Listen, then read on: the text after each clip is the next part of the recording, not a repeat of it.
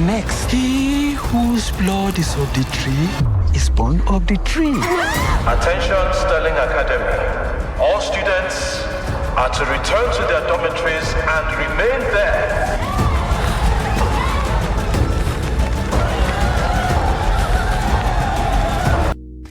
Hello guys, what's up and welcome back to Trends and Gist Arena, where we bring you the latest tea, the latest gossip, the latest gist on the internet. Yes, you heard that right. We also bring you movie reviews and every other thing in between, really. We bring you everything good, everything sweet, everything interesting on this channel. To our new subscribers, you are most welcome. To our returning subscribers, you are welcome. You know I love you real big.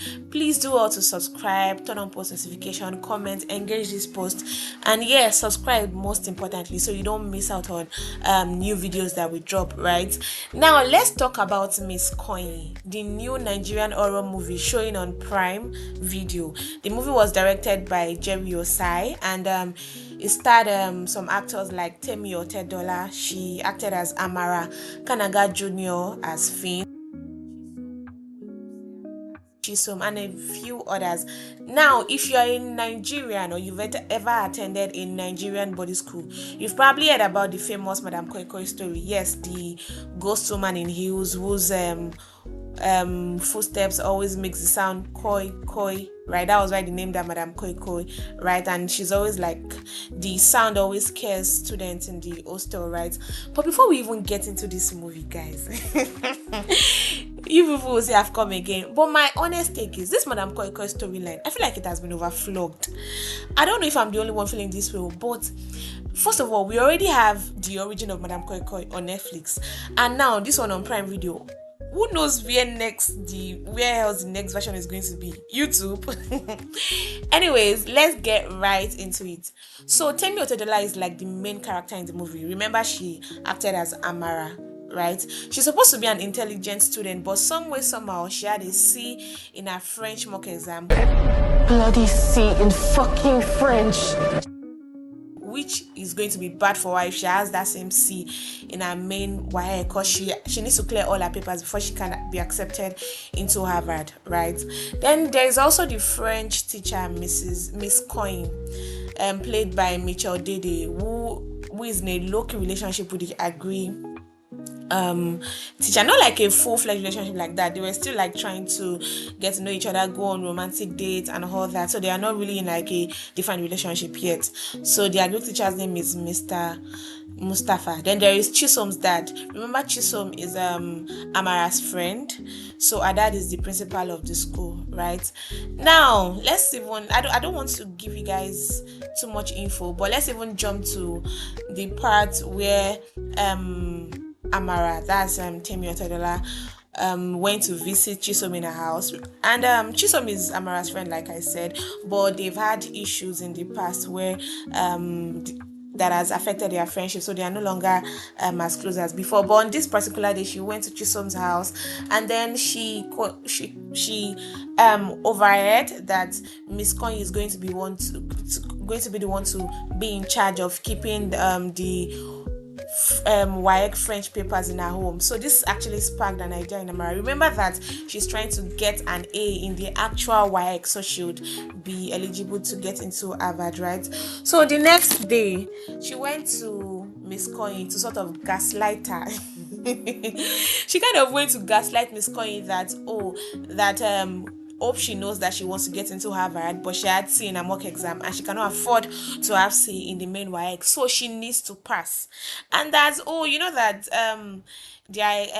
she actually convinced her friends to pick French because they don't want her to feel useless. They don't want Ms Kanyin to feel redundant and useless. Basically, like, we are doing you a favor taking your course, so you better act right. That's everything. That's the summary of what Amara went to tell Ms Kanyin that night. And obviously Ms Kanyin was like, which kind this one they why me. So obviously she turned down the request. And since Amara was determined to get an A by all means in French, because her acceptance into Harvard is dependent on it, she had to mobilize her friends so they can all steal the question paper from Ms Kanyin, right? And each of them actually had a role to play. Chisom is supposed to get the key to the lock, and then duplicate the key so that they'll be able to get in. And other friends, other Amara, but Amara is like the leader of the group, right? So they are supposed to choose something, like I said, it's supposed to get the key, and then all other persons have their own role. One is supposed to mount the door, different roles, sure. But pause, let's even wait a minute. Can someone explain to me why Finn Kanaga Jr. had to pee on Ms Kanyin's bed when they eventually found their way to her apartment? Because first of all, he was not drunk. So I'm like, okay, what was that particular scene for? He was not sleepwalking. He was not drunk. So what was that scene about, for crying out loud? See, at the end of this video, I'm going to tell you guys my verdict. And I'll tell you the things I feel are very unnecessary in this movie. The movie is actually good. I'm not mad at it. But there are some scenes, or there are some things I feel like are quite unnecessary. And they just left us high and dry. Right? So, like I said, what was the point of Finn peeing on Miss? Okay, or was it because was it his own little revenge because Miss Coin slapped him at the dinner hall? You guys should let me know, please, because I really don't understand that particular scene. I don't know why that particular scene was there. Anyway, the break-in did not go as planned because Miss Coin got back before they were able to steal the paper. Everyone escaped except from Amara. And again, I ask, where was Amara? Like, this whole hero syndrome, I don't understand. Where was Amara when they all ran out? They were in the same room, right? All of them were in the same room. So how did 4 people escape? And she, because she's like the main person, the main character in the movie, did not escape. How did she magically decide to chill behind? Doing what? For crying out loud. Like, doing this whole main character syndrome, I really don't get it. Well, Miss Kanyin came back. She says the apartment has been broken into and chaos began. Then that was when everything turned upside down, when Chisholm's dog pursued Miss Kanyin into the bush. The real horror, I mentioned at the beginning of the movie that this movie is an horror movie, but it will shock you that the real horror of this movie did not start until about 30 minutes to the end of the movie. Make it make sense. It's supposed to be an horror movie, for crying out loud, but the real horror did not start okay, so it started about 30 minutes to the end of the movie when Miss Kanyin blood touched the evil tree in the village, and then the spirit of the tree took the form of Miss Kanyin and started to kill the students one after the other. And then eventually they found that the solution is to burn down the tree, which they managed to do. But the principal, that's Chisholm's, died. He had to die in the process. And I ask again, for what? Why did the principal have to die in the process? Like, how was he involved? Because I would have thought that the spirit is only killing the culprits, right? So that's another question. Why did the principal die? Was it for drama or what? Anyways, in the end, Amara still she still found a way to, because of course in a Nigerian movie, or let me say in a movie that wants you to see that, okay, this person is the main character so bad, Amara did not die. Because why? She's the main character, so why will she die? And this main character that caused this whole thing she was still able to write the exam, right? Okay, let's move on. But then what was now confusing at the end of the movie was like the tree that they've supposedly burnt down started to grow back. Like, how? I have a whole lot of questions.